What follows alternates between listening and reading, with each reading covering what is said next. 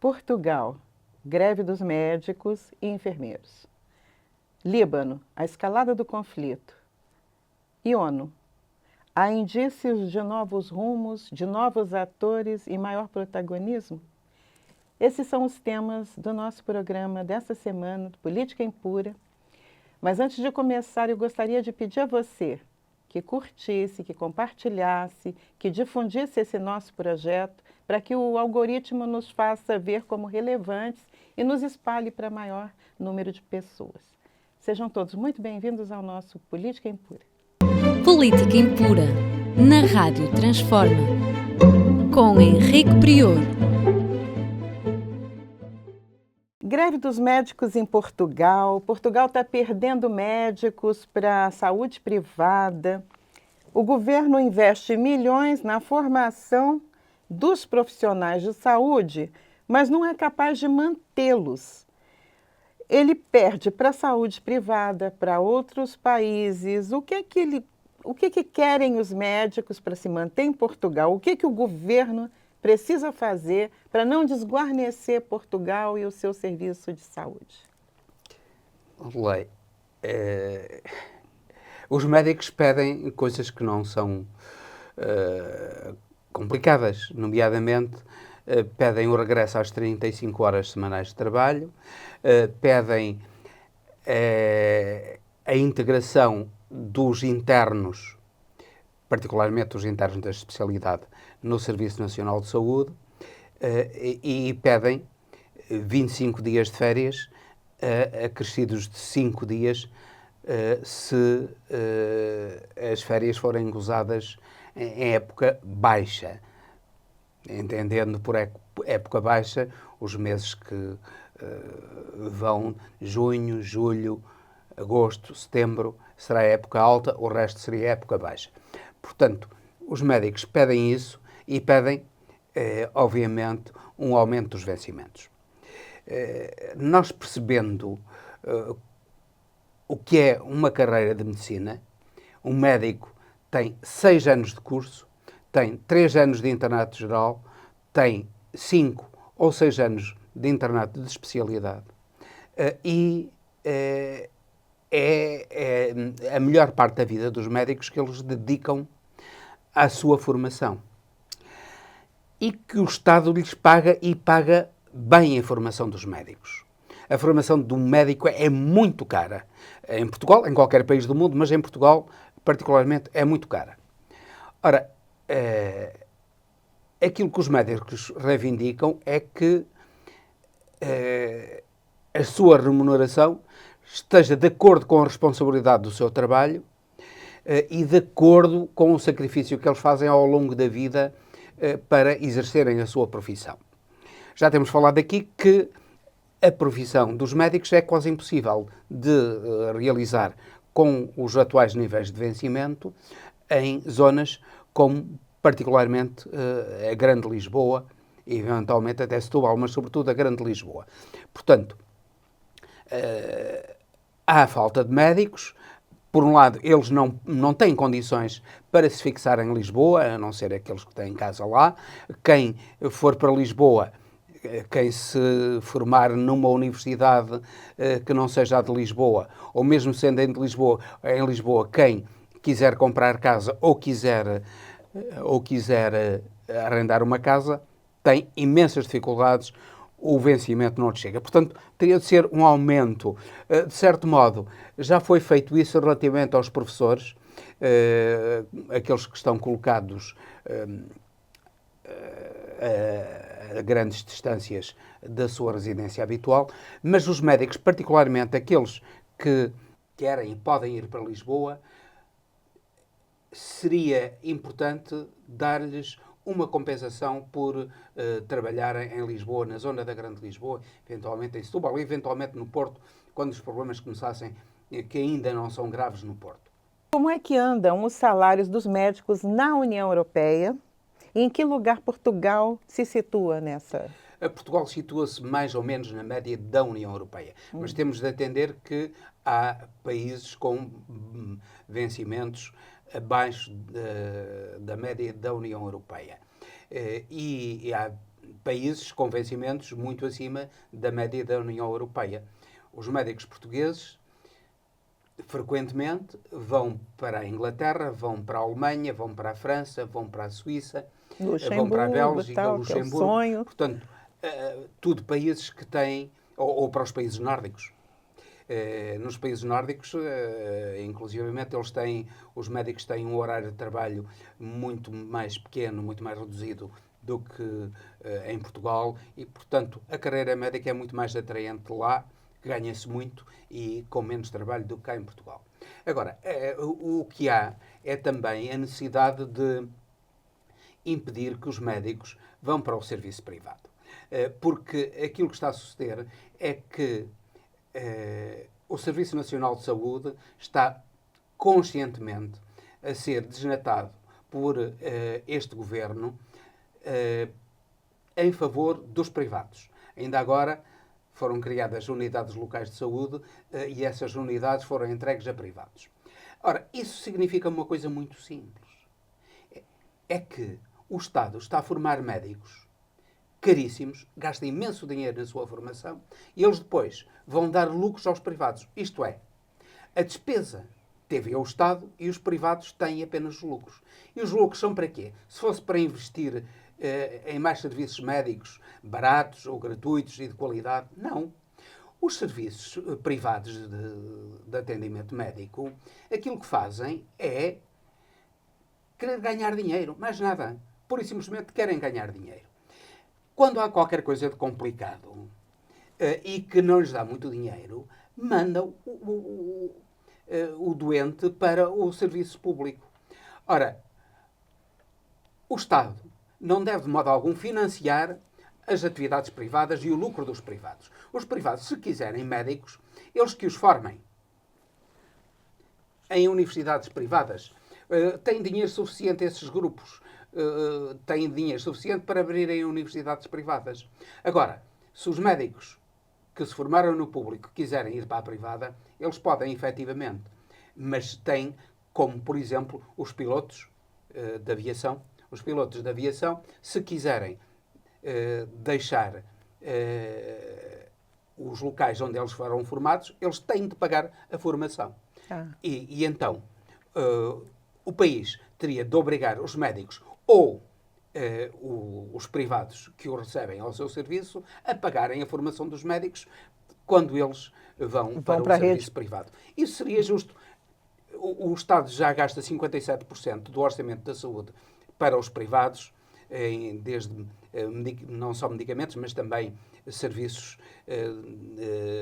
de análises e serviços médicos, como participados pelo próprio Estado, e ainda está a dar médicos aos privados cuja formação ele próprio suportou.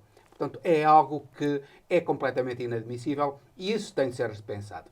Médicos para os privados, só pagando a formação desses médicos. O Líbano. O Líbano todo bombardeado. A gente está vendo uma escala desse conflito. Ele escalou, mulheres e crianças sendo alvo. Estamos vendo realmente uma guerra de ocupação. E nós estamos agora a quase completar um ano deste conflito que tinha dois objetivos, que era eliminar o Hamas e salvar os reféns. Nem uma coisa, nem outra. Netanyahu diz que vai se antecipar a qualquer um que queira machucá-los, né? Quando perguntado, mas e as crianças, e as mulheres, os inocentes? Ele disse, não tem dificuldade nenhuma com isso. Ele vai continuar e vai machucar mais, e vai atingir mais civis, porque ele acha que é assim que ele tem que se comportar. Não há freios para Israel. Israel está tendo apoio da população, além dos Estados Unidos, da União Europeia. O que a gente faz para mediar esse conflito, para ele não escalar mais e não atingir um território maior, por exemplo, vitimando também a Europa? Bem, a Europa não pode fazer nada. Primeiro, não quer. A União Europeia não quer. Porque a União Europeia é um simples instrumento dos Estados Unidos. A NATO serve apenas como instrumento dos Estados Unidos e, secundariamente, a União Europeia e os restantes países da NATO são apenas instrumentos dos interesses americanos. Agora, é claro que, como tu disseste, não foi atingido nenhum dos objetivos. O Hamas não foi aniquilado, bem pelo contrário, ainda ontem, antes de ontem, lançou foguetes contra Israel, está longe de estar aniquilado, os reféns não foram libertados e agora Israel está-se a meter naquilo que exatamente o Hezbollah queria que ele se metesse. Está-se a meter no vespeiro do Líbano, porque agora com um exército de 20 mil soldados, Israel quer entrar no Líbano com homens, com tanques, apoiados, obviamente, pela aviação. E vai fazê-lo. Porquê? Porque ele propôs, Netanyahu propôs fórmulas de paz absolutamente ridículas relativamente ao Hezbollah, ao Hamas. Irrealizáveis. Completamente irrealizáveis. Aquilo que ele propôs foi o desarmamento do Hezbollah, o fim do Hamas e com a deportação de todos, com o exílio de todos os seus dirigentes e soldados para fora de Gaza e para fora, incluindo da Cisjordânia. E continuar, no fundo, a dominar Gaza e a Cisjordânia. Ainda agora, contra todas as resoluções das Nações Unidas, entrou na Cisjordânia e fechou uma estação da Al Jazeera, uma estação de televisão. Isto é, a comunicação, a verdade, não interessa a Israel. Interessa apenas o seu poder e a subsistência de Netanyahu.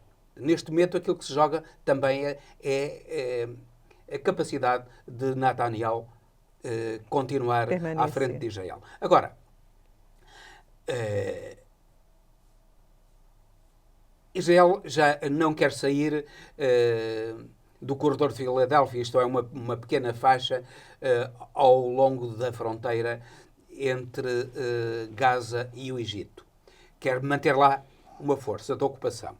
Está a construir uma estrada que dividirá o norte do sul de Gaza. Portanto, uma estrada que, partindo de Israel, vai até ao mar, dividindo Gaza em duas partes. E fará um controle de toda a população, nomeadamente controle biométrico. Entregará passaportes a toda a gente com controle biométrico de toda a população. E cercará autenticamente Gaza. Claro que isso não pode ser aceito pelo Hamas, não é aceito, não vai haver paz. Não vai haver paz também com o Hezbollah, que está cheio de vontade para que Netanyahu entre com os seus homens no Líbano. E porquê? Porque o Hezbollah não sabe bem quantos soldados tem. Em princípio, estima-se que no mínimo serão 50 mil, no máximo serão 130 mil. Têm sido esses os cálculos de soldados do Hamas. Do Hezbollah, digo eu.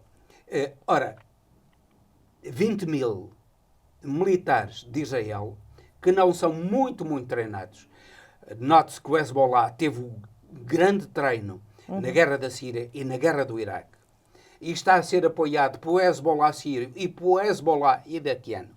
E está a ser apoiado também pelos Houthis. Isto é, Israel vai se meter num vespeiro de que se vai arrepender. E vai ser o princípio do fim de Netanyahu. Mas está demorando. Porque ele está a dizer que não importa agora as crianças e as mulheres que vão ser mortas nesta guerra. Porque ele está a pensar só nos libaneses, nos muçulmanos, do modo geral, que são mortos nesta guerra. Mas quando o jogo virar... quando forem as crianças e as mulheres de Israel, Netanyahu vai pensar de maneira diferente. Repare-se, o Hezbollah lançou agora um míssil, e o Hezbollah tem mísseis que atingem 300 km, pode atingir todo o Israel. Lançou um míssil que foi em direção à sede da Mossad, próximo de Tel Aviv. Não atingiu, foi interceptado. Mas o míssil foi interceptado, foi só um míssil. E quando forem 2, 3, 4, 5, 6, 10 mísseis, porque estima-se que o Hezbollah tem, no mínimo, 1000 desses mísseis. Imaginamos o que é que o Hezbollah fará, que estragos fará em Israel, quantas mulheres e crianças matará em Israel também, quando lançar uma nuvem desses mísseis. É trágico para Israel isso. Tudo isto está a ser trágico para os palestinianos. Agora, a questão é que Netanyahu quer pôr fim à ideia de um Estado palestiniano que os Estados Unidos dizem defender. Israel ele já declarou que não tem nada dessa de 2 Estados. Não tem, livro que não publicou aceita. em 99, ele disse que não tem de haver 2 Estados, continua assim, que não tem de haver não 2 mudou. Estados. E aquilo que ele ainda recentemente disse é que os palestinianos deviam ir para um Estado palestiniano na Jordânia. Claro que a Jordânia já disse que não aceitava isso. Depois, quando não quer mandar para a África ou para o Egito, que já quis pagar ao Egito, o Egito é que recusou, e, portanto, Israel está a entrar num beco sem saída para ele próprio. Em breve nós iremos ter mais notícias sobre isso e toda a arrogância de Netanyahu, ela irá ter um fim. E o Hezbollah, não é preciso o Irão. Netanyahu está a querer a toda a força meter os Estados Unidos nesta guerra. Mas os próprios Estados Unidos têm cuidado com isso. Pelo menos Biden e Kamala Harris. Trump não se sabe, porque Trump é suficientemente louco para tentar atacar o Irão. Trump diz que, num instante, transformava o Irão em pó. Ele nem sabe o que é o Irão. Não faz a mínima ideia do que é o Irão, onde fica, quantos habitantes tem, quantos quilómetros quadrados tem, que é o seu poderio militar. Claro. E, sobretudo, não atenta no seguinte, é que quer a Rússia, quer a China, já declararam que se o Irão for atacado, irão em defesa do Irão. E, portanto, será que o Trump, os Estados Unidos, o louco do Trump, à frente dos Estados Unidos, quer uma guerra nuclear que arrasaria o planeta? E, desde logo, arrasaria, em primeiro lugar, as grandes cidades americanas? Basta... Apesar de Kamala Harris também não ser nada de bom, mas a gente não o menos sabe, mau né? nos Estados Unidos. Pois é. Principalmente para não avançar a extrema-direita no mundo, né? Porque todos estão ali buscando se ajuntar ali com o Trump, claro, né? Que incensa todos eles. Bom, mas nessa situação toda, agora ainda tem uma questão que nós tivemos agora, recente, o encontro da ONU. O que nós vimos foi, primeiro se diz que cada chefe de Estado menor só fala para a sua própria tribo, para a sua própria plateia, que não fala de modo geral porque eles não são ouvidos. Mas parece que houve uma pequena mudança nesse encontro. Houve cobranças muito contundentes, muito fortes, muito incisivas e nós vimos, inclusive, Lula, Colômbia, vários representantes de países africanos também se posicionando. E será que a gente está vendo aí um novo caminho para a ONU? O que é que a gente pode esperar disso? Nós estamos vendo gente menos subserviente ao poder imperial. O que seria necessário para a gente dar maior protagonismo para os outros membros, né? E o cumprimento efetivo de acordos e sanções que não têm sido levados em conta, por exemplo, por Ucrânia, por Israel, enfim, a gente já sabe. Está com você. Ora bem, as Nações Unidas têm sido completamente irrelevantes nos últimos tempos para dirimir os conflitos. Já foram no caso da Sérvia, que foi uma vergonha no caso da antiga Jugoslávia, o massacre de Belgrado e os crimes sobre Belgrado foram completamente impunes. No caso do conflito palestiniano e no caso do conflito da Ucrânia, tem sido completamente irrelevante as Nações Unidas. Isto desde logo porque há um problema nas Nações Unidas. Realmente, quem manda é o Conselho de Segurança. E dentro do Conselho de Segurança são 5 membros permanentes que têm o direito de veto. Os Estados Unidos, em primeiro lugar, a Rússia, a antes União Soviética, a China, a França e a Inglaterra. Ora, esses 5 países têm direito de veto e, portanto, qualquer ação das Nações Unidas para dirimir um conflito acaba por ser confrontada com o direito de veto desses 5 membros permanentes do Conselho de Segurança. Há mais de 100 deliberações do Conselho de Segurança da Assembleia Geral das Nações Unidas que não foram cumpridas por Israel. Israel não liga nada e ainda por cima, recentemente, Galán teve o descaramento de dizer que o Hezbollah não cumpre uma decisão das Nações Unidas de se retirar para lá do rio Litani. Isto é, ele que não cumpre mais de 100 decisões está a contestar e é representante do Estado. Portanto, é este o cinismo. Mas claro que tudo isso apoiado pelos Estados Unidos, porque esta guerra não existiria se os Estados Unidos não apoiassem este massacre. Agora, a solução para isso.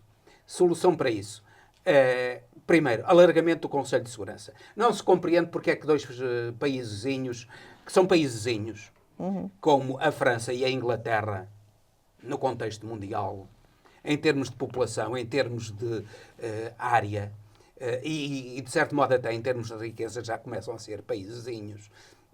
Já foram grandes, agora não são, começam a ser secundários a nível internacional. Um deles, inclusive, onde o sol nunca se punha, né? Império que não... Repare-se, por exemplo, porque é que um país como a Índia, que tem a maior população do mundo, um grande país, um país como o Brasil, que é um autêntico continente, toda a União Europeia, praticamente toda a Europa cabia no Brasil, cabe no Brasil. Que é, neste momento, a 9ª economia mundial. Até o Japão. O Japão, porque é que não faz parte do Conselho de Segurança? E um alargamento dos membros permanentes do Conselho de Segurança. E, por outro lado, o fim do direito de veto com a possibilidade das deliberações do Conselho de Segurança serem tomadas por maioria qualificada, por exemplo, 2/3. E aí era difícil este unilateralismo, este imperialismo dos Estados Unidos, que pode ser no futuro também um imperialismo chinês ou um imperialismo russo. Porque, neste momento, os Estados Unidos são ainda a grande potência imperial. Mas isso está a terminar. Os Estados Unidos estão no fim da linha como a potência unilateral e dominante a nível mundial. A China está a caminhar para estar a par dos Estados Unidos, não só economicamente, como em poderio militar. Já tem um exército em número de efetivos muitíssimo superior aos Estados Unidos. As Forças Armadas chinesas são de muitos milhões, muito superiores às Forças Armadas dos Estados Unidos. Portanto, não têm ogivas nucleares como têm os Estados Unidos, mas já têm uma marinha superior à dos Estados Unidos. Portanto, a China pode tornar-se também um outro centro imperialista. E assim, menos a Rússia, não tanto a Rússia, porque a Rússia tem apenas um poder nuclear, não tem tanto poder económico. Mas o alargamento e uma maioria qualificada nas decisões do Conselho de Segurança seria essencial. Por outro lado, é uma vergonha que as Nações Unidas tenham, por exemplo, na Comissão de Direitos Humanos, e isso deveria ser tido em conta, países que violam os direitos humanos. Sei lá, uma Arábia Saudita, nos direitos humanos, numa Arábia Saudita em que as mulheres são equiparadas aos animais? Onde não há um mínimo de liberdade, onde não há a menor liberdade, onde quem se rebela contra o poder é esquartejado como se deu com Jamal Khashoggi. A Guiné Equatorial, por exemplo, que é um país eco que faz parte, é uma coisa insignificante, que faz parte da CPLP e que é uma ditadura repugnante, cleptocrática e que faz parte também da Comissão dos Direitos Humanos. Isso é absolutamente ridículo e Mas esse tipo por falar de comissões... em direitos humanos, Henrique, a gente também não pode deixar de lembrar desse rapaz que foi executado na quarta-feira. Sim, isso é outro problema porque gravíssimo exatamente, da justiça dos Estados Unidos. Eles cobram os direitos humanos das pessoas e uma pessoa que foi executada sem provas do seu crime... Não, havia provas, não é verdade? Desculpa, não. As provas, desculpe. Só que uma testemunha veio dizer que tinha mentido. A família da vítima foi pedir por ele. A testemunha comentou que ele estava, que era mentira, não havia provas substanciais, ele nem o direito de levar mais um tempo para recorrer não teve, não é? Pois, então parece que por ano eleitoral... Pois então quem é quem para falar de direitos humanos nesse momento, não é? Pois, nós sabemos... Apoia Israel nesse momento, claro genocida. Que apoia os direitos humanos estão no genocídio que está a praticar-se na Palestina. Isso. Os direitos humanos são para eles terem direitos de fazerem o que querem.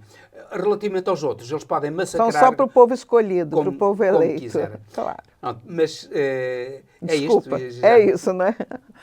Bom, vamos ver, porque parece que tudo isso ainda se prolonga e teremos muito mais assunto no próximo programa. Eu peço a vocês que tenham chegado até aqui, que continuem nos assistindo, dando seu like, compartilhando com seus amigos, com mais um amigo, ajuda a gente a crescer, que nós ainda somos um canal pequeno, precisamos da sua ajuda. Até o próximo programa Política em Pura e passo a bola para o Henrique se despedir. Muito obrigado pela vossa atenção e até ao próximo Política em Pura, com um abraço para todos vós. Política em Pura, na Rádio Transforma, com Henrique Prior.